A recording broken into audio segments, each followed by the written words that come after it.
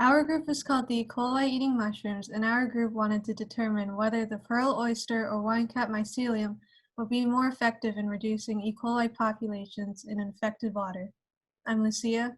I'm Tina. And I'm Sydney. So, some background. E. coli is a bacteria normally found in the intestinal tracts of animals and humans, but certain strains are known to cause diseases with unpleasant side effects.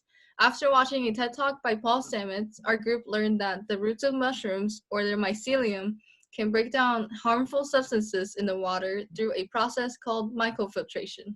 In particular, some species, such as the winecap and the pearl oyster mushrooms shown in Figure 1, consumes E. coli for growth. Our experiment aimed to determine which species is more effective at reducing E. coli in water. In order to conduct our experiment, we had to incubate E. coli as well as grow the pearl oyster and winecap mushroom in a wood chip substrate as shown in Figure 4. In Figure 3, once the E. coli had grown, we added the E. coli to a 0.8 salt solution and soaked cut Ziploc bags filled with each type of mycelium in the salt solution. By heat fixing water samples before and after soaking them, and using a gram stain kit to make the E. coli more visible, we were able to count them under a microscope and calculate percent change in populations. Figure 6 shows some of these samples after staining. Looking at our data, it can be seen that the amount of E. coli in the control and the pearl oyster beakers have decreased, whereas the E. coli populations in the winecap beaker has increased about 61% as seen in Figure 7.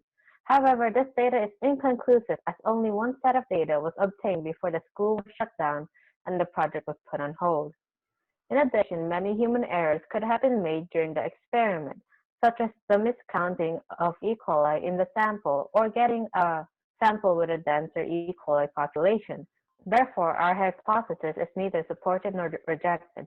If the project is to be continued in the future, we hope to run more trials in order to get more reliable data and perhaps run the experiment in lakes or rivers that's contaminated with E. coli.